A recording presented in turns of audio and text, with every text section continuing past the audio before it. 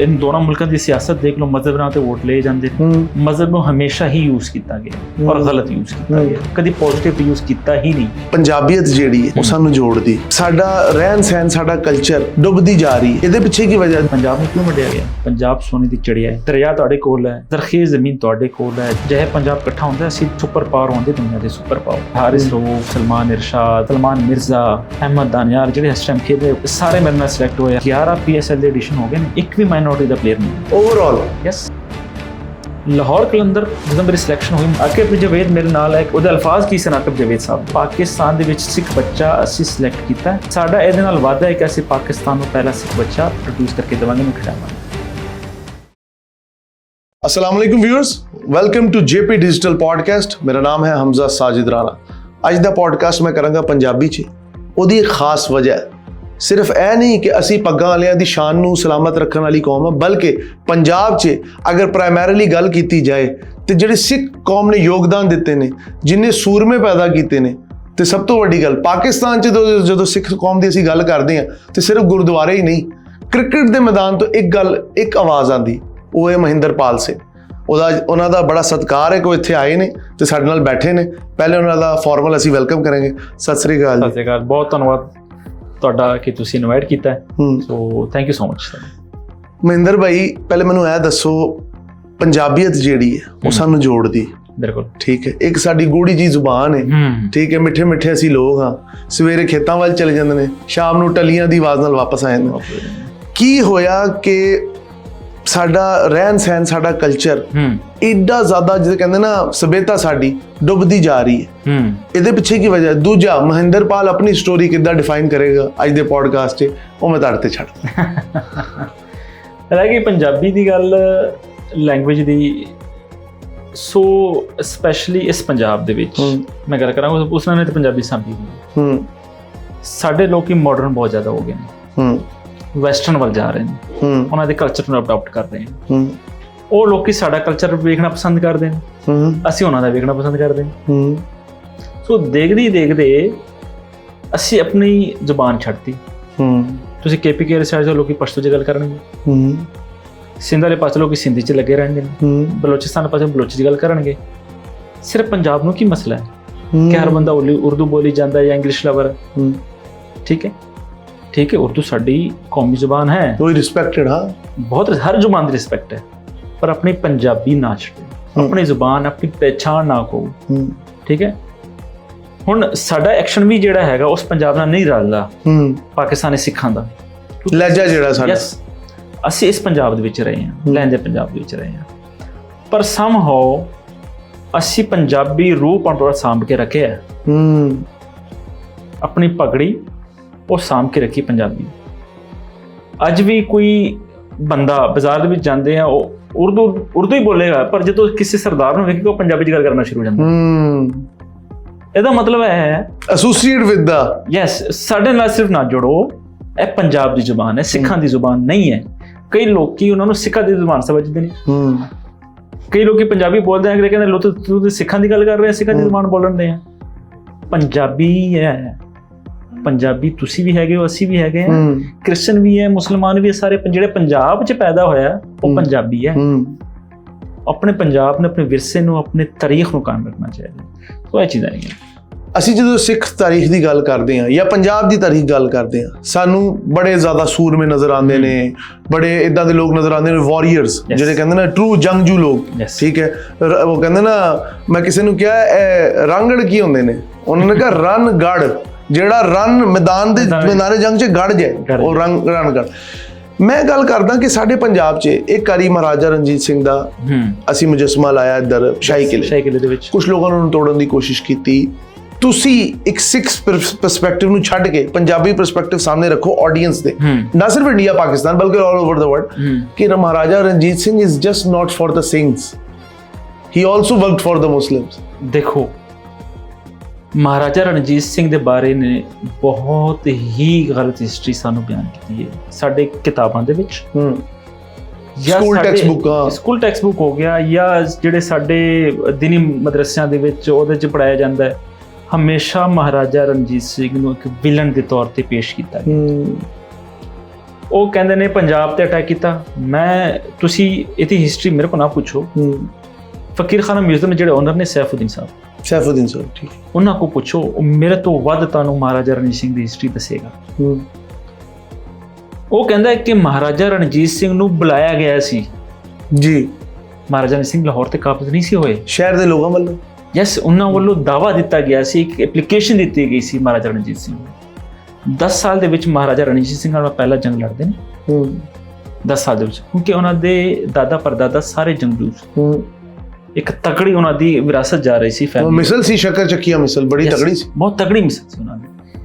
ਜਦੋਂ ਪੰਜਾਬ ਦੇ ਉੱਤੇ ਅਬਦਾਲੀ ਬਾਕੀ ਅਟੈਕ ਕਰਦੇ ਨੇ, ਪੰਜਾਬ ਨੂੰ ਲੁੱਟ ਕੇ ਲੈ ਕੇ ਜਾਂਦੇ ਨੇ, ਰਸਤੇ 'ਚ ਕੌਣ ਰੋਕਦਾ ਉਹਨਾਂ ਨੂੰ? ਸਿੱਖ ਰੋਕਦੇ ਨੇ, ਮਹਾਰਾਜਾ ਰਣਜੀਤ ਸਿੰਘ ਰੋਕਦੇ। ਜਦੋਂ ਲੋਕ ਪੰਜਾਬ ਦੇ ਲੋਕਾਂ ਨੂੰ ਇਹਦੇ ਬਾਰੇ ਪਤਾ ਚੱਲਦਾ ਕਿ ਉਹਨਾਂ ਨੂੰ ਟੱਕਰ ਦੇਣ ਵਾਲੇ ਸਿੱਖ ਹੈਗੇ ਨੇ, ਮਹਾਰਾਜਾ ਰਣਜੀਤ ਸਿੰਘ ਦੀ ਨਸਲ ਹੈਗੀ ਆ ਜਾਂ ਉਹ ਮਿਸਲ ਹੈਗੀ ਹੈ, ਸੋ ਪੰਜਾਬ ਦੇ ਲੋਕ ਮਹਾਰਾਜਾ ਰਣਜੀਤ ਸਿੰਘ ਨੂੰ ਰਿਕੁਐਸਟ ਕਰਦੇ ਕਿ ਸਾਡੀ ਆ ਕੇ ਪ੍ਰੋਟੈਕਸ਼ਨ ਕਰੋ। ਫਿਰ ਮਹਾਰਾਜਾ ਰਣਜੀਤ ਸਿੰਘ ਲਾਹੌਰ ਵੱਲ ਆਉਂਦਾ ਹੈ, ਇੱਥੇ ਦੀ ਆਵਾਮ ਦੀ ਪ੍ਰੋਟੈਕਸ਼ਨ ਕਰਦਾ ਹੈ। ਇੱਕ ਉਹ ਬੜੀ ਮਸ਼ਹੂਰ ਹੋਈ ਸੀ, ਫਿਲਮਾਂ ਦੇ ਵਿੱਚ ਬਹੁਤ ਫਨੀ ਬਣਾਇਆ ਗਿਆ ਨੇ ਕਿ ਸਰਦਾਰ ਜੀ 12 ਵਜ ਗਏ ਨੇ। ਇੱਕ 12 ਵਜੇ ਦੇ ਪਿੱਛੇ ਬਹੁਤ ਵੱਡੀ ਸਟੋਰੀ ਹੈ, ਬਹੁਤ ਵੱਡੀ।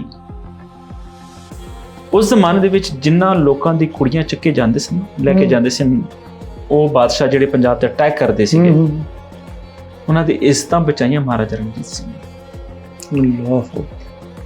ਠੀਕ ਹੈ, ਹਿੰਦੂ ਦੌਰ ਸੀ, ਜਿਹੜੇ ਹੁਣ ਕੁੜੀ ਉਹਨਾਂ ਦੀ ਜਿਹੜੀ ਬਦਨਾਮ ਹੋ ਜਾਂਦੀ ਸੀ ਨਾ, ਉਹਨਾਂ ਨੂੰ ਕੋਈ ਐਕਸੈਪਟ ਨਹੀਂ ਸੀ ਕਰਦਾ। ਜ਼ਾਹਿਰ ਜੀ ਗੱਲ ਹੈ, ਮਾਸ਼ਰਾ ਇਦਾਂ ਦਿੰਦੇ ਸੀਗੇ ਜਾਂ ਰਹਿ ਜਾਂਦੇ ਸੀ ਬਗੈਰ ਵਿਆਹ ਤੋਂ।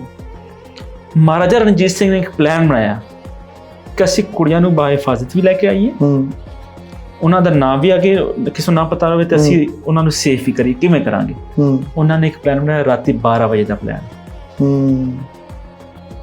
ਕਿ ਅਸੀਂ ਦੁਸ਼ਮਣ ਤੇ ਅਟੈਕ ਕਰਾਂਗੇ ਰਾਤੀ 12 ਵਜੇ।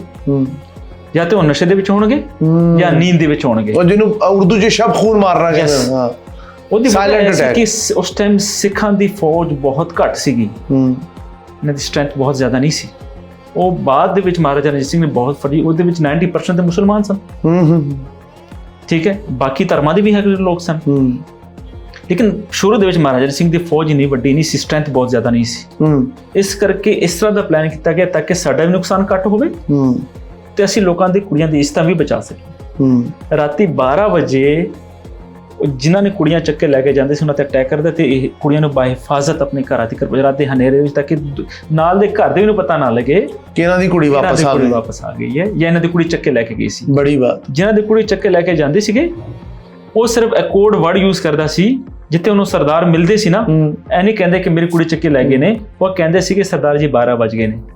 ਅਗਲੇ ਸਮਝ ਜਾਂਦੇ ਸੀ ਕਿ ਇਹਨਾਂ ਨੂੰ ਕਿ ਜੀ ਹੋ ਗਿਆ ਸੈਟਲ ਡਾਊਨ। ਤੇ ਹੁਣ ਜਿਹੜਾ ਬੰਦਾ ਲੜਨ ਵਾਸਤੇ ਜਾਂਦਾ ਹੈ ਉਹ ਹੱਸੀ ਮਜ਼ਾਕ ਤੇ ਨਹੀਂ ਨਾ ਕਰੇਗਾ, ਉਹ ਕੋਈ ਗੁੱਸਾ ਹੋ ਜਾਂਦਾ ਕਿ ਸਰਦਾਰ ਜੀ 12 ਵਜ ਗਏ।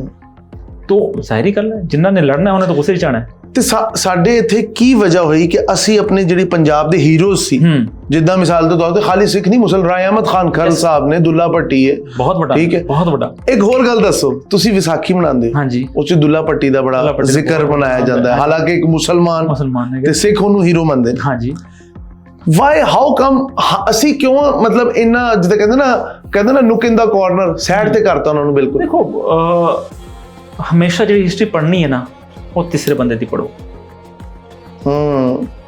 ਨਿਊਟਰਲ ਪਾਰਟੀਸ਼ਨ ਹਿਸਟਰੀ ਦੀ ਪੜ੍ਹਨੀ ਹੈ ਨਾ ਤੁਸੀਂ ਪਾਕਿਸਤਾਨ ਦੀ ਪੜ੍ਹੋ ਨਾ ਹਿੰਦੁਸਤਾਨ ਦੀ ਪੜ੍ਹੋ, ਤੁਸੀਂ ਅੰਗਰੇਜ਼ਾਂ ਦੀ ਹਿਸਟਰੀ ਪੜ੍ਹ ਲਓ ਜਿਹੜੇ ਉਹਨਾਂ ਨੇ ਪਾਰਟੀਸ਼ਨ ਤੇ ਲਿਖੀ ਹੈ। ਤੁਹਾਨੂੰ ਪਤਾ ਲੱਗ ਜਾਏ ਕਿ ਕਿੰਨੂੰ ਜ਼ਿਆਦਾ ਨੁਕਸਾਨ ਹੋਇਆ ਔਰ ਕਿੰਨੀਆਂ ਦੀ ਕੀ ਗਲਤੀਆਂ ਹੈਗੀਆਂ ਸਨ।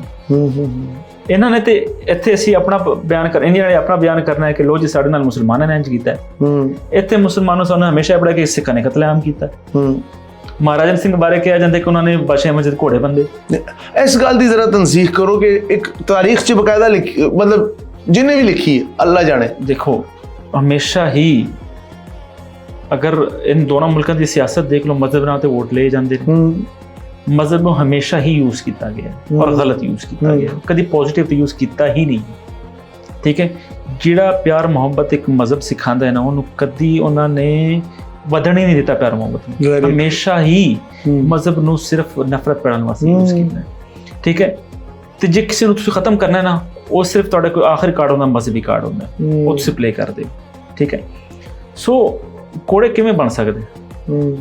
ਇੱਕ ਗੱਲ ਹੈਗੀ ਕਿ ਕੋੜੇ ਹਮੇਸ਼ਾ ਪੱਕੀ ਥਾਂ ਤੇ ਨਹੀਂ ਰਹਿ ਸਕਦੇ, ਤੇ ਹੁਣ ਉਹ ਪੱਥਰ ਮੁਗਲਾਂ ਦੇ ਜ਼ਮਾਨੇ ਦਾ ਲੱਗਿਆ, ਮਹਾਰਾਜਾ ਰਣਜੀਤ ਸਿੰਘ ਮੁਗਲਾਂ ਤੋਂ ਕਿੰਨੇ ਦੇਰ ਬਾਅਦ ਆਉਂਦਾ ਹੈ, ਕੋਈ 2-3 ਸਾਲ ਦਾ 100 ਸਾਲ ਦਾ ਅਰਸਾ ਬਣਦਾ ਫਰਕ ਹੈ, ਤੇ ਉਹੀ ਪੱਥਰ ਅੱਜ ਵੀ ਮੁਗਲਾਂ ਦੇ ਦੌਰ ਦਾ ਅੱਜ ਵੀ ਬਾਦਸ਼ਾਹੀ ਮਸਜਿਦ ਲੱਗਿਆ। ਫਿਰ ਤੁਸੀਂ ਸੈਫੁਦੀਨ ਸਾਹਿਬ ਕੋ ਦੇਖੋ, ਜਿਹੜੇ ਮਹਾਰਾਜਾ ਰਣਜੀਤ ਸਿੰਘ ਦੇ ਹੁਕਮਨਾਮੇ ਨੇ ਜਿਨ੍ਹਾਂ ਉਹਨਾਂ ਨੇ ਫੰਡ ਜਾਰੀ ਕੀਤਾ, ਸਭ ਤੋਂ ਵੱਧ ਜਿਹੜਾ ਫੰਡ ਹੈ ਮਸਜਿਦਾਂ ਵਾਸਤੇ ਉਹਨਾਂ ਨੇ ਜਾਰੀ ਕੀਤਾ ਹੈ। ਇਸ ਲਾਹੌਰ ਦੇ ਵਿੱਚ, ਅੰਦਰੂਨ ਲਾਹੌਰ ਦੇ ਵਿੱਚ ਇੱਕ ਮਸਜਿਦ ਸੁਨਹਿਰੀ ਮਸਜਿਦ ਕਿਹਾ ਜਾਂਦਾ, ਉਹਦੇ ਤੇ ਸੁਨਹਿਰੀ ਮਸਜਿਦ ਕਿਉਂ ਕਿਹਾ ਜਾਂਦਾ? ਉਹਦੇ ਤੇ ਸੋਨਾ ਚੜਾਇਆ ਸੀ, ਉਹ ਮਹਾਰਾਜਾ ਰਣਜੀਤ ਸਿੰਘ ਚੜਾਇਆ ਸੀ। ਅੱਛਾ, ਇੱਕ ਹੋਰ ਮਸਜਿਦ ਹੈ ਮਾਈ ਮੋਰਾ ਵਾਲੀ ਮਸਜਿਦ, ਉਹ ਤੇ ਬੜੀ ਮਸ਼ਹੂਰ ਹੈ ਕਿ ਉੱਥੇ ਉਸ ਔਰਤ ਦੇ ਘਰ ਤੋਂ ਬਹਿ ਕੇ ਦਰਬਾਰ ਤੱਕ ਚੱਲਿਆ। ਹਾਂਜੀ, ਹੁਕਮਨਾਮੇ ਗਏ ਨੇ। ਸੋ ਕਹਿਣ ਦਾ ਭਾਵ ਹੈ ਮਹਾਰਾਜਾ ਰਣਜੀਤ ਸਿੰਘ ਦੇ ਸਿਪਾਹ ਸਲਾਰ ਕੌਣ ਸੀ ਮੁਸਲਮਾਨਾਂ ਵੱਲੋਂ? ਸੈਫੁਦੀਨ ਸਾਹਿਬ ਦੇ ਵੱਡੇ ਨਾ ਫਕੀਰ ਹੈ। ਇਹਦਾ ਮਤਲਬ ਅੰਗਰੇਜ਼ ਨੇ ਸਿੱਖ ਤੇ ਮੁਸਲਮਾਨ ਦੇ ਦਰਮਿਆਨ ਦੀਵਾਰ ਖਿੱਚਣ ਵਾਸਤੇ ਐਗਜ਼ੈਕਟਲੀ ਉਹ divide and rule the policy ਇੱਥੇ ਵੀ ਚੱਲੀ। ਜਿਸ ਤਰ੍ਹਾਂ ਕਸ਼ਮੀਰ ਨੂੰ ਛੱਡਿਆ ਹੈ, ਇਹ ਦੋਵਾਂ ਮੁਲਕਾਂ ਦੇ ਦਰਮਿਆਨ ਇੱਕ ਲੜਾਈ ਉਹ ਛੱਡਦੀ ਜਿਹੜੀ ਨਾ ਕਦੇ ਖਤਮ ਹੋਣ ਵਾਲੀ ਹੈ। ਇਸ ਤਰ੍ਹਾਂ ਸਿੱਖਾਂ ਦੇ ਖਿਲਾਫ ਤੇ ਇਹਨਾਂ ਦੇ ਮੁਸਲਮਾਨਾਂ ਦੇ ਖਿਲਾਫ ਇੱਕ ਤਰ੍ਹਾਂ ਦੀ ਕੁਝ ਚੀਜ਼ਾਂ ਛੱਡਦੀਆਂ ਗਈਆਂ ਜਿਹੜੇ ਸਾਰੀ ਜ਼ਿੰਦਗੀ, ਇਸ ਕਰਕੇ ਪੰਜਾਬ ਵੱਡਿਆ ਗਿਆ। ਸਿਰਫ ਵੱਡਿਆ ਹੀ ਪੰਜਾਬ ਗਿਆ। ਮੈਨੂੰ ਪਾਰਟੀਸ਼ਨ ਦੀ ਹਿਸਟਰੀ ਦੇਖੋ ਕਿ ਹੋਰ ਕੀ ਹੋਇਆ। ਕੁਛ ਵੀ ਨਹੀਂ ਵੰਡਿਆ ਗਿਆ, ਬਾਕੀ ਤੇ ਸ਼ਾਮਾਂ ਆਰਾਮ ਨਾਲ ਆਪਣੀ ਜਗ੍ਹਾ ਬੈਠੇ ਨੇ ਸਰ। ਪੰਜਾਬ ਨੇ ਕਿਉਂ ਵੰਡਿਆ ਗਿਆ? ਪੰਜਾਬ ਸੋਨੇ ਦੀ ਚਿੜੀਆ ਹੈ। ਪੰਜਾਬ ਦੇ ਵਿੱਚ ਕੀ ਨਹੀਂ ਹੈ ਤੁਹਾਡੇ ਕੋਲ? ਸਭ ਤੋਂ ਪਹਿਲੇ ਤੇ 5 ਦਰਿਆ ਨੇ, ਬਲਕਿ 6 ਦਰਿਆ ਨੇ, ਬਿਆਸ ਨੂੰ ਅਸੀਂ ਭੁੱਲ ਜਾਂਦੇ। ਠੀਕ ਹੈ ਨਾ, ਦਰਿਆ ਤੁਹਾਡੇ ਕੋਲ ਹੈ, ਜ਼ਰਖੇਜ਼ ਜ਼ਮੀਨ ਤੁਹਾਡੇ ਕੋਲ ਹੈ, 4-5 ਮੌਸਮ ਤੁਹਾਡੇ ਕੋਲ ਨੇ, ਹਰ ਚੀਜ਼ ਤੁਹਾਡੇ ਕੋਲ। ਜੇ ਪੰਜਾਬ ਇਕੱਠਾ ਹੁੰਦਾ ਅਸੀਂ ਸੁਪਰ ਪਾਵਰ ਹੁੰਦੇ, ਦੁਨੀਆ ਦੇ ਸੁਪਰ ਪਾਵਰ। ਵੱਡੇ ਨਾ ਜਿਹੜੇ ਨਾ ਪੰਜਾਬ ਨੇ ਪ੍ਰੋਡਿਊਸ ਕੀਤੇ ਨੇ, ਪਾਕਿਸਤਾਨ ਨੂੰ ਛੱਡ ਦਿਓ, ਇੰਡੀਆ ਨੂੰ ਛੱਡ ਦਿਓ, ਪੰਜਾਬ ਨੇ ਪ੍ਰੋਡਿਊਸ ਕੀਤੇ। ਅੱਜ ਤੁਸੀਂ ਆਪਣਾ ਵਾਈਫਾਈ ਚਲਾ ਰਹੇ ਹੋ, ਨੈਟ ਚਲਾ ਰਹੇ ਹੋ, ਇਹ ਕਿਹਨੇ ਕ੍ਰੀਏਟ ਕੀਤਾ ਹੈ? ਪੰਜਾਬੀ ਨੇ। ਇੱਕ ਸਿੱਖ ਕਪਾਨੀ ਦਾ ਉਹਨੇ ਪ੍ਰੋਡਿਊਸ ਕੀਤਾ। ਬਹੁਤ ਵੱਡੇ ਸਾਇੰਸਦਾਨ ਨੇ ਜਿਹੜੇ ਪੰਜਾਬ ਵਿੱਚ। ਇੱਕ ਹੋਰ ਗੱਲ ਦੱਸੋ, ਅਸੀਂ ਜਦੋਂ ਹਿਸਟਰੀ ਨੂੰ ਇਨਕਲਕੇਟ ਕਰਦੇ ਹਾਂ ਕਿ ਜੀ ਮਹਾਰਾਜਾ ਰਣਜੀਤ ਸਿੰਘ 40 ਸਾਲ ਦਾ ਦੌਰ ਹੈ, ਉਹਦੇ ਬਾਅਦ ਉਹਨਾਂ ਦਾ ਬੇਟਾ ਖੜਕ ਸਿੰਘ ਆਉਂਦਾ ਹੈ, ਲੇਕਿਨ ਉਹ ਡਾਇਨੈਸਟੀ ਅੱਗੇ ਚੱਲ ਨਹੀਂ ਪਾਉਂਦੀ। What is the reason behind? ਦੇਖੋ, ਤੁਸੀਂ ਕੀ ਸਮਝਦੇ ਹੋ? ਟਾਈਮ ਤੋਂ ਪਹਿਲਾਂ ਜੇ ਤੁਹਾਨੂੰ ਕੋਈ ਚੀਜ਼ ਮਿਲ ਜਾਂਦੀ, ਤੁਸੀਂ ਮੈਚੁਰ ਨਹੀਂ ਹੁੰਦੇ ਨਾ, ਸਾਂਭਿਆ ਨਹੀਂ ਜਾਂਦਾ। ਮਹਾਰਾਜਾ ਰਣਜੀਤ ਸਿੰਘ ਦਾ ਵਿਜ਼ਨ ਕੁਝ ਡਿਫਰੈਂਟ ਸੀ।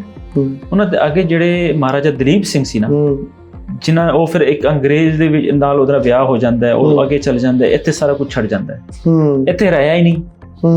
ਉਹ ਉੱਥੇ ਚਲਾ ਗਿਆ, ਯੂਕੇ ਚਲਾ ਗਿਆ। ਮਿਸਾਲ ਦੇ ਤੌਰ ਤੇ ਪਾਕਿਸਤਾਨ ਦਾ ਪ੍ਰਾਈਮ ਮਿਨਿਸਟਰ ਹੋਵੇ, ਉਹ ਆਪਣਾ ਇੰਗਲੈਂਡ ਦੇ ਵਿੱਚ ਬੈਠਾ ਹੋਵੇ, ਤੇ ਪਾਕਿਸਤਾਨ ਦਾ ਨਿਜ਼ਾਮ ਚੱਲ ਜਾਏਗਾ? ਨਹੀਂ।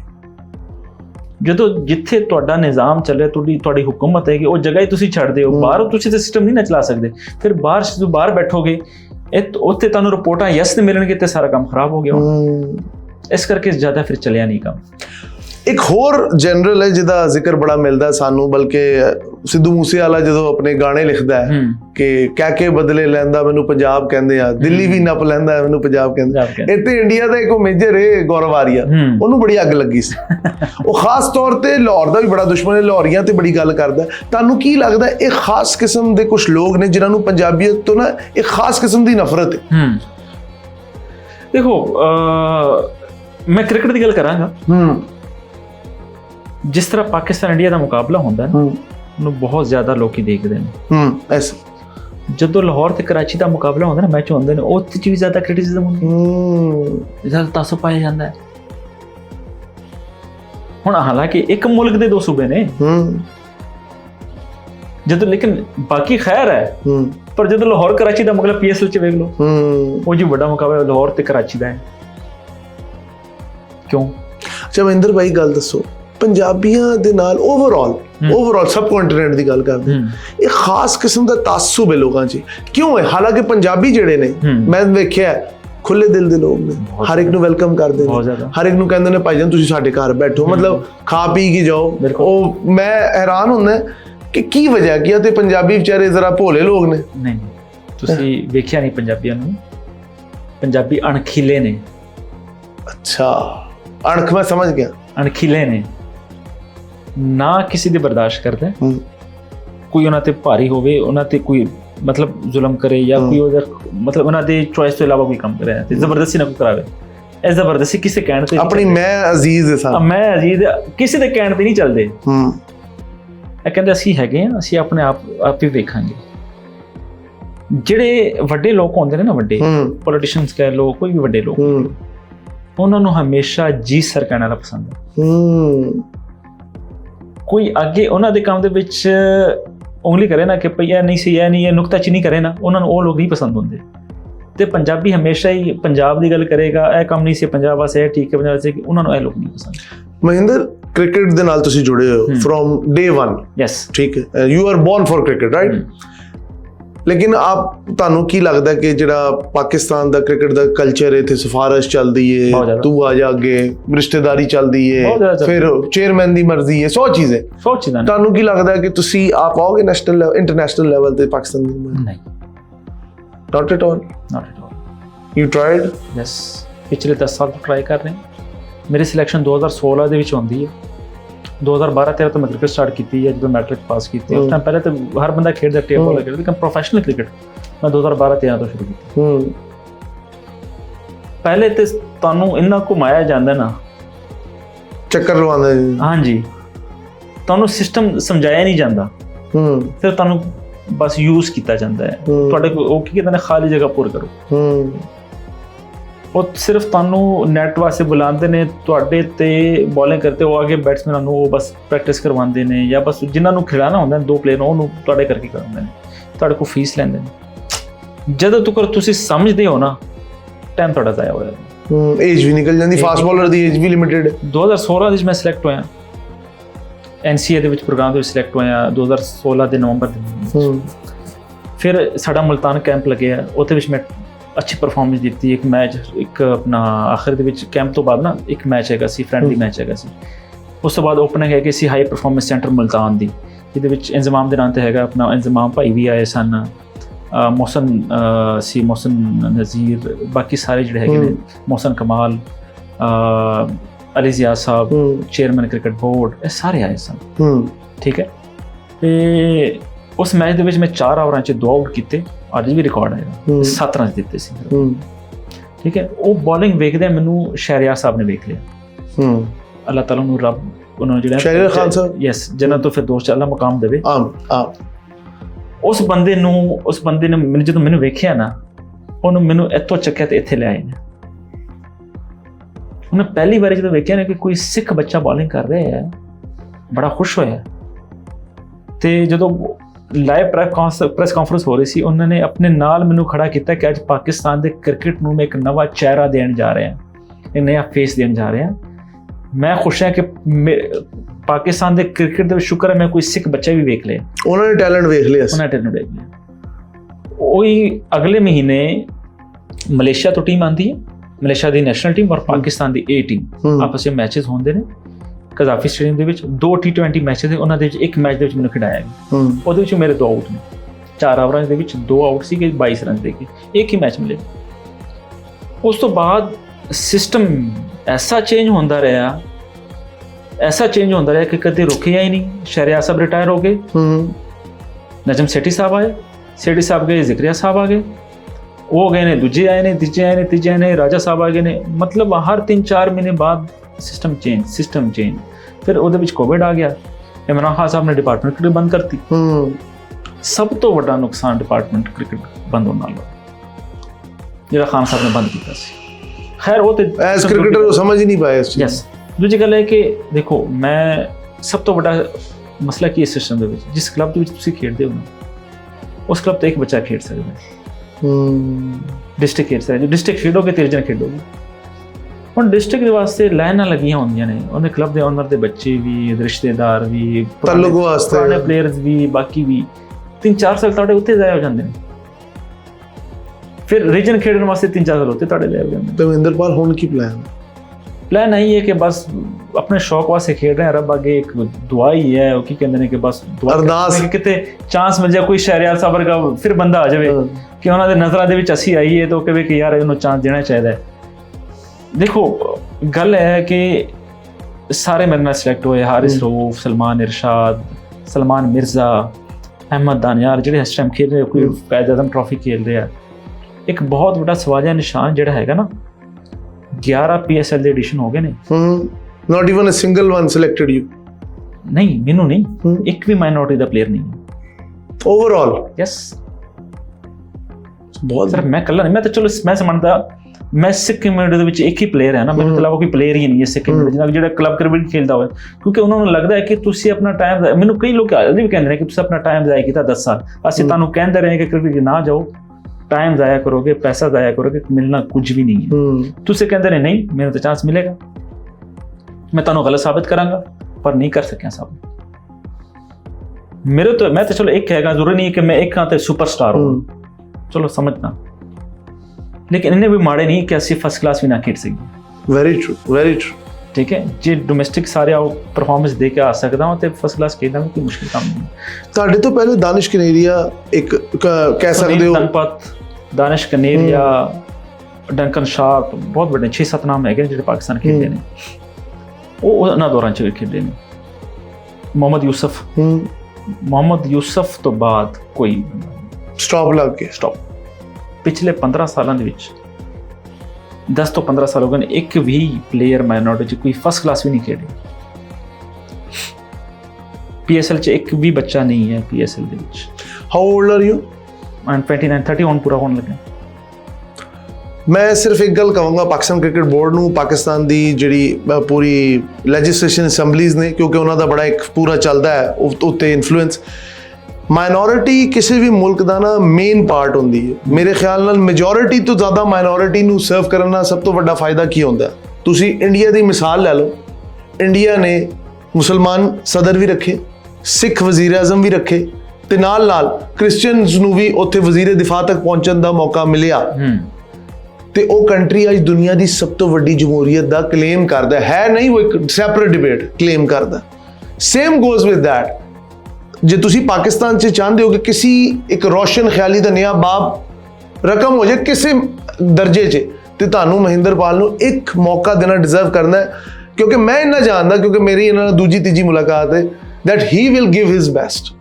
So this is the right time ਕਿ ਤੁਸੀਂ ਇੱਕ ਨਾ ਸਟ੍ਰਿਕਟ ਮੈਯਰ ਲਓ ਕਿ ਇੱਕ ਮਾਈਨੋਰਿਟੀ ਤੋਂ ਪਲੇਅਰ ਹਰ ਸਾਲ ਆਉਣਾ ਚਾਹੀਦਾ ਹੈ, ਚਾਹੇ ਉਹ ਫਸਟ ਕਲਾਸ, ਚਾਹੇ PSL, ਚਾਹੇ whatever belongs to him or the team.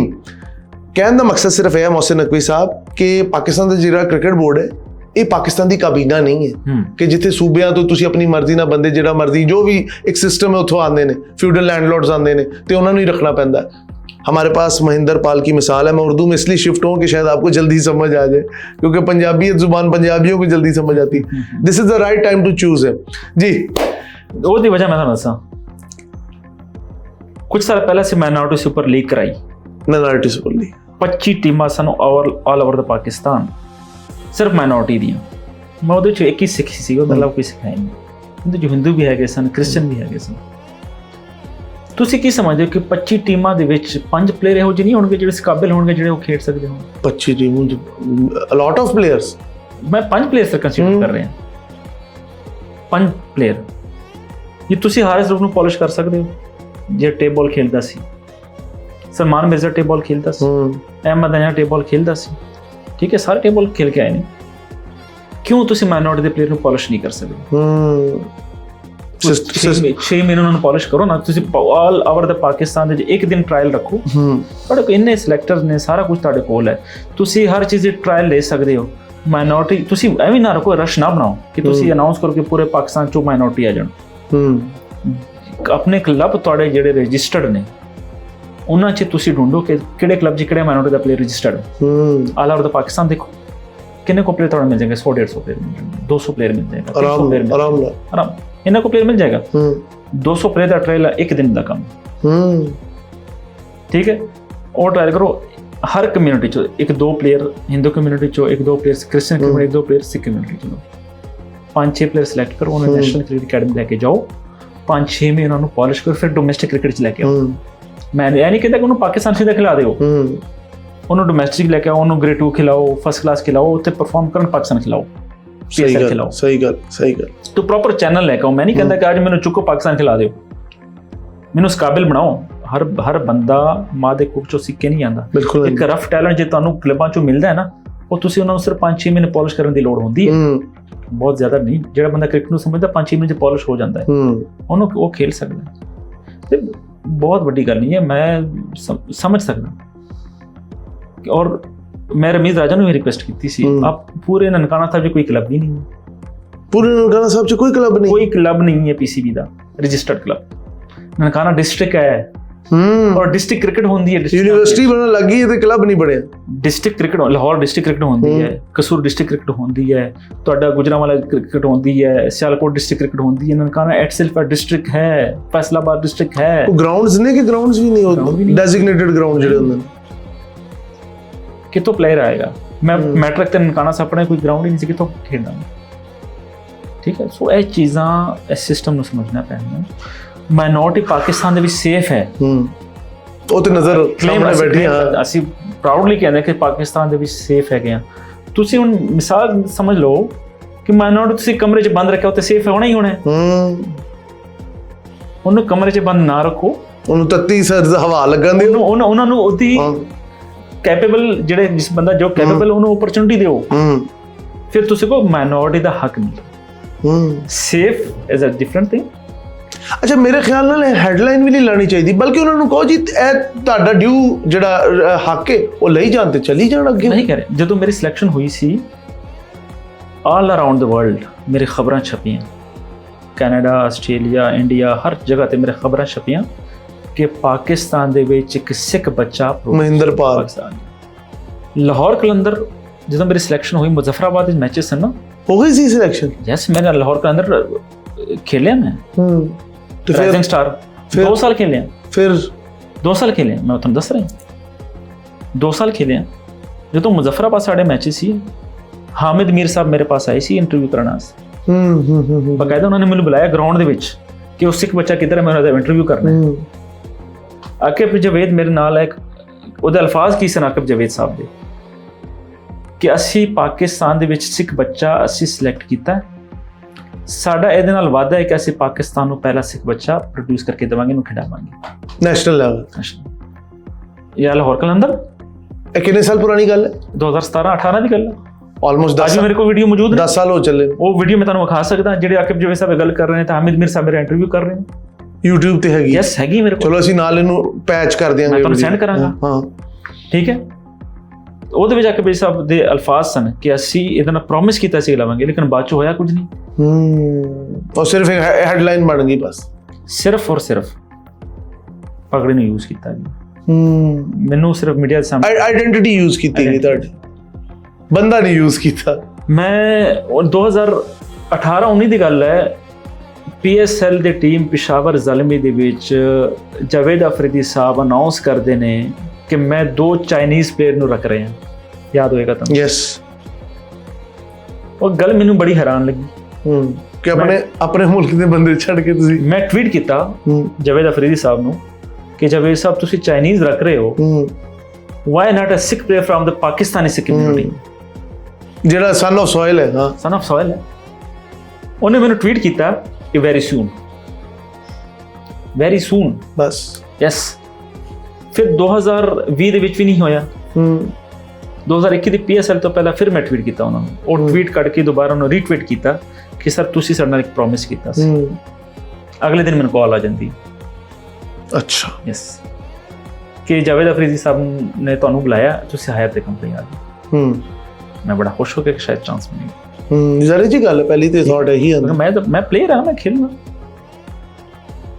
ਜਦੋਂ ਹਾਇਰ ਦੇ ਕੰਪਨੀ ਜਾਂਦਾ, ਉੱਥੇ ਮੈਨੂੰ ਸ਼ਰਟ ਦਿੱਤਾ ਜਾਂਦਾ, ਸਾਰਾ ਕੁਝ ਦਿੱਤਾ ਜਾਂਦਾ। ਮੈਂ ਤਾਂ PSL 'ਚ ਜਾ ਰਿਹਾ ਜੀ, ਜ਼ੇਨ ਬਣ ਜਾਂਦਾ ਹੈ। ਲੇਕਿਨ ਮੈਨੂੰ ਕੀ ਲੈ ਕੇ ਗਏ ਨੇ as a not as a player, as assistant manager of the team.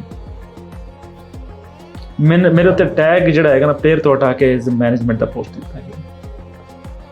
ਮੈਨੂੰ ਦੱਸਿਆ ਜਾਂਦਾ ਹੈ, ਮਤਲਬ ਇੱਕ ਬੰਦੇ ਨੂੰ ਸਮੁੰਦਰ ਪਾਰ ਇੱਕ ਖਾਬ ਦਿਖਾ ਕੇ ਉਹਦੇ ਬਾਅਦ ਉਹਨੂੰ ਡਗ ਆਊਟ 'ਚ ਬਹਾ ਦਿਓ ਕਿ ਤੂੰ ਬਹਿ ਕੇ ਬਸ ਦੇਖੀ ਜਾ, ਸਿਰਫ ਦੇਖੀ ਜਾ। ਮੈਨੂੰ ਕਹਿੰਦੇ ਤੁਹਾਡਾ ਮੈਨੇਜਮੈਂਟ ਦਾ ਕੋਈ ਕੰਮ ਨਹੀਂ ਹੈ, ਤੁਸੀਂ ਉੱਥੇ ਪ੍ਰੈਕਟਿਸ ਕਰਨੀ ਹੈ, ਡਰੈਸਿੰਗ ਰੂਮ ਸ਼ੇਅਰ ਕਰਨਾ ਹੈ।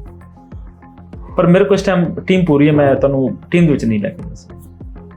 ਸਿਰਫ ਉਹਨਾਂ ਆਪਣੀ ਗੱਲ ਦਾ ਮਾਣ ਰੱਖਿਆ, ਇਹ ਕਹਿ ਗੱਲ ਦਾ ਸਕਦੇ ਮਾਣ ਰੱਖਿਆ ਕਿ ਜੀ ਮੈਂ ਇੱਕ ਤਰ੍ਹਾਂ ਉਹਨਾਂ ਦਾ ਮੈਂ ਸ਼ੁਕਰੀਆ ਅਦਾ ਕਰਦਾ, ਐਟਲੀਸਟ ਇੱਕ ਤਰ੍ਹਾਂ ਦਾ ਸ਼ੁਕਰੀਆ ਅਦਾ ਕਰਦਾ ਕਿ ਉਹਨਾਂ ਨੇ ਉਹ ਚਾਮ ਇੱਕ ਵਾਰੀ ਉਸ ਜਗ੍ਹਾ ਤੇ ਮੈਨੂੰ ਲੈ ਗਏ ਨੇ ਔਰ ਟੀਮ ਦਾ ਕਿਸੇ ਦਰਜੇ ਦੇ ਪਾਰਟ ਬਣਾਤਾ। ਲੇਕਿਨ ਉਹ ਮੇਰੇ ਵਾਸਤੇ, ਮੈਂ ਸਮਝਦਾ ਕਿ ਮੇਰੇ ਵਾਸਤੇ ਕਿਸੇ ਦਾ ਨੁਕਸਾਨ ਵੀ ਉਠਾਉਣਾ ਪਿਆ ਉਸ ਗੱਲ ਦਾ, ਕਿਉਂਕਿ ਕ੍ਰਿਕਟ ਸੁਸਾਇਟੀ ਦੇ ਵਿੱਚ ਫਿਰ ਤੁਸੀਂ ਮੈਨੇਜਰ ਦੇ ਤੌਰ ਤੇ ਪਲੇਅਰ ਦਾ ਨਾਮ ਕੱਟ ਕਰਕੇ ਮੈਂ ਮੈਨੇਜਮੈਂਟ 'ਚ ਜਾ ਗਿਆ। ਮੈਨੂੰ ਬਲੇਮ ਨਹੀਂ ਕਰ ਰਿਹਾ, ਉਹਨੇ ਮੇਰੇ ਨਾਲ ਚੰਗਾ ਕੀਤਾ ਸ਼ਾਇਦ, ਉਹ ਪਲੇਅਰ ਨਾਲ ਪ੍ਰੈਕਟਿਸ। ਇਹ ਵੀ ਹੋ ਸਕਦਾ ਉਹ ਚਾਹੁੰਦੇ ਹੋਣਗੇ ਚਲੋ ਇੱਥੇ ਜਾਣਗੇ ਤੇ ਕ੍ਰਿਕਟ ਫਰਟਰਨਿਟੀ 'ਚ ਉਹਦਾ ਮਾਈਂਡ ਕੀ ਸੀ ਮੈਂ ਨਹੀਂ ਸਮਝ ਸਕਦਾ। ਲੇਕਿਨ ਮੈਂ ਜਦੋਂ ਆਪਣਾ ਸਲਮਾਨ ਭੱਟ ਨਾਲ ਮਸ਼ਵਰਾ ਕੀਤਾ, 4 ਰੁਪਏ ਦਾ ਹੋਰ ਮਸ਼ਵਰਾ ਕੀਤਾ, ਉਹਨਾਂ ਦੇ ਵਿੱਚ ਮੈਜੋਰਟੀ ਮੈਨੂੰ ਇਹੀ ਦੱਸਿਆ ਕਿ ਨਾ ਜਾਓ, ਤੁਹਾਡੇ ਇਸ ਟਾਈਮ ਪਲੇਅਰ ਦਾ ਖਤਮ ਹੋ ਜਾਏਗਾ। ਫਿਰ ਵੀ ਤੁਸੀਂ ਗਏ? ਮੈਨੂੰ ਕੋਈ ਆਪਸ਼ਨ ਨਹੀਂ ਸੀ। ਆਈ ਅੰਡਰਸਟੈਂਡ ਬੰਦਾ ਕਹਿੰਦਾ ਯਾਰ ਚਲੋ ਕਿਸੇ ਦਰਜੇ 'ਚ ਪਹੁੰਚੀ, ਹੋ ਸਕਦਾ ਉੱਥੇ ਕੋਈ ਓਪਰਚੁਨਿਟੀ ਨਹੀਂ।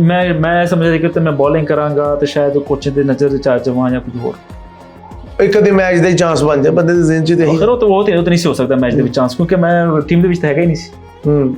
ਲੇਕਿਨ ਬਸ ਐਸੇ ਕਿ ਚਲੋ ਇੱਕ ਉਹ ਦੁਨੀਆ ਤੇ ਵੇਖ ਲਾਂਗਾ ਨਾ, ਜਿਹੜੇ ਹਾਲੇ ਹੋਪ ਹੈ, ਉਮੀਦ ਤੇ ਦੁਨੀਆ ਕਾਇਮ ਹੈ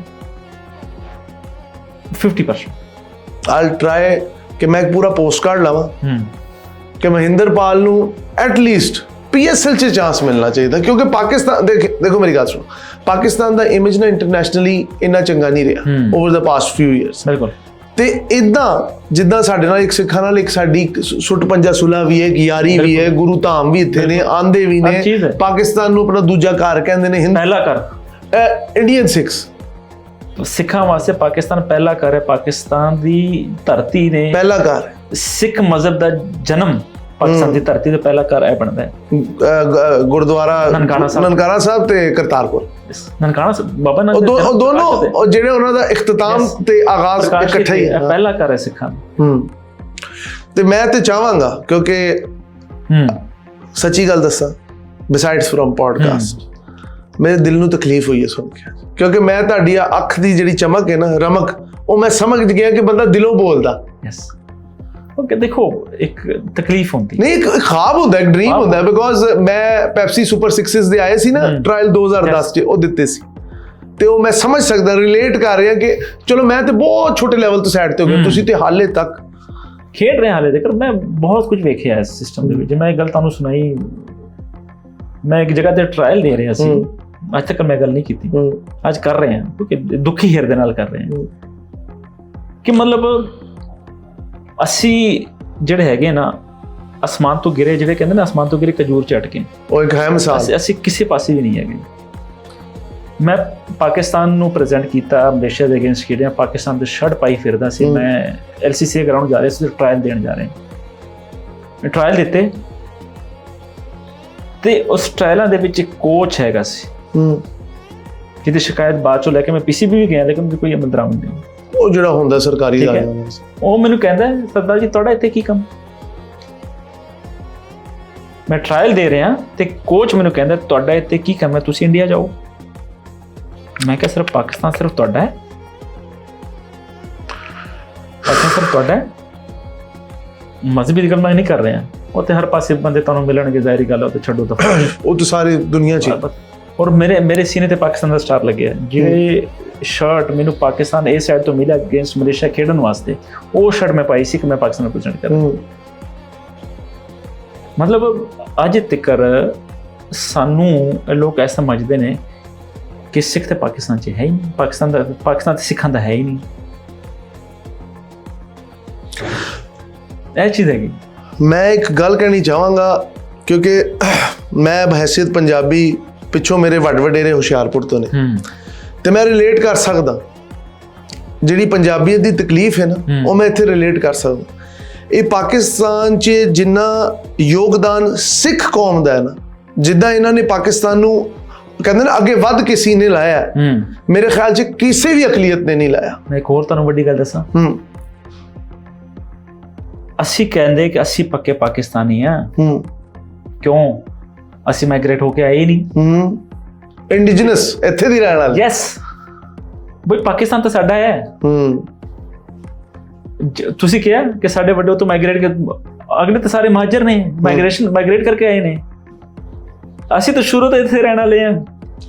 ਲੇਕਿਨ Mahinderpal I really salute you ਕਿ ਜਿੱਦਾਂ ਤੁਸੀਂ ਮਤਲਬ ਹਾਲੇ ਵੀ ਸਟਰਗਲ ਕਰ ਰਹੇ ਹੋ ਤੇ ਤੁਹਾਡੇ ਉਹ ਜਿੱਦਾਂ ਕਹਿੰਦੇ ਨਾ ਹੌਸਲੇ ਟੁੱਟੇ ਨਹੀਂ ਕਿ ਬੰਦਾ ਕਹੇ ਜੀ ਭਾਈ ਜੀ ਹਾਲੇ ਤੇ 30 ਸਾਲ ਉਮਰ ਹੈ। ਉਮੈਦ ਆਸਿਫ 32 ਸਾਲ ਦੇ ਵਿੱਚ ਪਹਿਲਾਂ ਉਹ PSL ਖੇਡਿਆ। ਉਮੈਦ ਆਸਿਫ ਮਿਸਬਾਹ ਉਲ ਹਕ 32 ਸਾਲ ਦੇ ਵਿੱਚ ਪਾਕਿਸਤਾਨ ਡੈਬਿਊ ਕੀਤਾ ਸੀ। ਹਾਂ ਮੈਨੂੰ ਯਾਦ ਤੇ ਹਾਲੇ ਤਾਂ ਅਸੀਂ ਜਵਾਨ ਹੈ ਭਾਈ, ਅਸੀਂ ਵੀ ਖੇਡ ਸਕਦੇ ਹਾਂ। 4-5 ਸਾਲ ਹੈਗੇ ਨੇ ਹਾਲੇ। ਹਿੰਮਤ ਤੇ ਮਦਦ ਖੁਦਾ। ਯੈਸ 4-5 ਸਾਲ। ਬਹੁਤ ਸ਼ੁਕਰੀਆ ਮਹਿੰਦਰਪਾਲ, ਬਹੁਤ ਚੰਗਾ ਲੱਗਾ ਤੁਹਾਡੇ ਨਾਲ ਗੱਲ ਕਰਕੇ ਤੇ ਇਨਸ਼ਾਅੱਲਾ ਜੇ ਗੁਰੂਆਂ ਦਾ ਤੁਹਾਡੇ ਸਿਰ ਤੇ ਹੱਥ ਰਿਹਾ ਤੇ ਨਾਲ ਰੱਬ ਦੀ ਤੁਹਾਡੇ ਉੱਤੇ ਪੂਰੀ ਇੱਕ ਕਹਿੰਦੇ ਨਾ ਤੁਹਾਡੇ ਵਰਗੇ ਭਰਾਵਾਂ ਦੀ ਸਪੋਰਟ ਦੀ ਲੋੜ ਕਿਉਂਕਿ ਮੀਡੀਆ ਤੁਸੀਂ ਮੇਰੀ ਆਵਾਜ਼ ਮੌਸਮ ਨਕਵੀ ਸਾਹਿਬ ਤੱਕ ਪਹੁੰਚਾਓ। ਇਨਸ਼ਾਅੱਲਾ ਠੀਕ ਹੈ। ਮੀਡੀਆ ਹੀ ਹਰ ਚੀਜ਼ ਹੈ। ਹੁਣ ਮੈਂ ਮੌਸਮ ਨਕਵੀ ਸਾਹਿਬ ਨੂੰ ਡਾਇਰੈਕਟ ਨਹੀਂ ਮਿਲ ਸਕਦਾ, ਬਿਲਕੁਲ ਐਸੇ, ਪਰ ਤੁਹਾਡਾ ਇਹ ਕਲਿੱਪ ਜਿਹੜਾ ਹੈ ਤੁਹਾਡੀ ਆਵਾਜ਼ ਪਹੁੰਚ ਸਕੇ ਇਨਸ਼ਾਅੱਲਾ।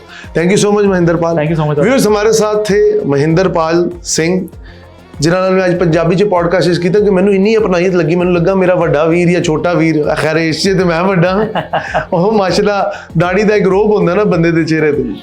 ਕਹਿਣ ਦਾ ਮਕਸਦ ਇਹ ਹੈ ਕਿ ਸਿੱਖੀ ਤੇ ਮੁਸਲਮਾਨੀ ਦਾ ਤਾਲੁਕ ਪਹਿਲੇ ਦਿਨ ਤੋਂ ਬਾਬਾ ਗੁਰੂ ਨਾਨਕ ਦੇ ਜਿਹੜੇ ਸਾਥੀ ਸੀ ਭਾਈ ਮਰਦਾਨਾ, ਉਹ ਇੱਕ ਮੁਸਲਮਾਨ ਸੀ। ਪਹਿਲਾ ਗੁਰਦੁਆਰਾ ਜਿਹਦੀ ਨੀਂਵ ਸਾਈਂ ਮੀਆਂ ਮੀਰ ਜੀ ਨੇ ਰੱਖੀ ਉਹ ਮੁਸਲਮਾਨ ਸੀ। ਤੇ ਇਹ ਤਾਲੁਕ ਇੰਜ ਇਹ ਤਾਲੁਕ ਇਸ ਕਰਕੇ ਨਹੀਂ ਟੁੱਟ ਸਕਦਾ ਕਿ ਅਵਲ ਅੱਲਾ ਨੂਰ ਪਾਇਆ ਕੁਦਰਤ ਕੇ ਸਭ ਬੰਦੇ। ਅਗਲਾ ਸ਼ੇਰ ਕੀ, ਇੱਕ ਨੂਰ ਤੇ ਸਭ ਜਗ ਉਪਜਿਆ ਕੌਣ ਭਲੇ ਕੋ ਮੰਦੇ। ਕੀ ਬਾਤ। ਤੇ ਇਹ ਜਿਹੜਾ ਤਾਲੁਕ ਹੈ ਨਾ ਇਹ ਅਬਦ ਤੱਕ ਕਾਇਮ ਰਹਿਣਾ। ਤੇ ਮਾਸ਼ਾਅੱਲਾ ਸਭ ਤੋਂ ਵੱਡੀ ਗੱਲ, ਦੋਨੋਂ ਕੌਮਾਂ ਇੱਕ ਓਮਕਾਰ ਤੇ ਬਿਲੀਵ ਕਰਦੀਆਂ, ਇੱਕ ਖੁਦਾ ਤੇ ਬਿਲੀਵ ਕਰਦੀਆਂ ਤੇ ਸਿੱਖੀ ਦਾ ਇਹ ਤਾਲੁਕ ਅਸੀਂ ਕਦੀ ਟੁੱਟਣ ਨਹੀਂ ਦੇਣਾ। ਇਹ ਵਾਅਦਾ ਕਰਕੇ ਉੱਠਣਾ। ਤੇ ਦੂਜੀ ਗੱਲ, ਮਹਿੰਦਰਪਾਲ ਪਾਕਿਸਤਾਨ ਦੇ ਕ੍ਰਿਕਟਰ ਨੇ। ਪਾਕਿਸਤਾਨ ਨੂੰ ਆਪਣੇ ਲੈਵਲ ਤੱਕ ਤੇ ਉਹ ਪਾਕਿਸਤਾਨ ਨੂੰ ਇੱਦਾਂ ਰਿਪਰੈਜ਼ੈਂਟ ਕਰਦੇ ਨੇ ਜਿੱਦਾਂ ਕਹਿੰਦੇ ਨਾ ਉਹ ਮੇਰੀ ਜਿੰਦ ਤੇ ਜਾਨ, ਮੈਨੂੰ ਆਪਣੇ ਤੇ ਮਾਨ, ਸਾਡਾ ਸੋਹਣਾ ਪਾਕਿस्तान।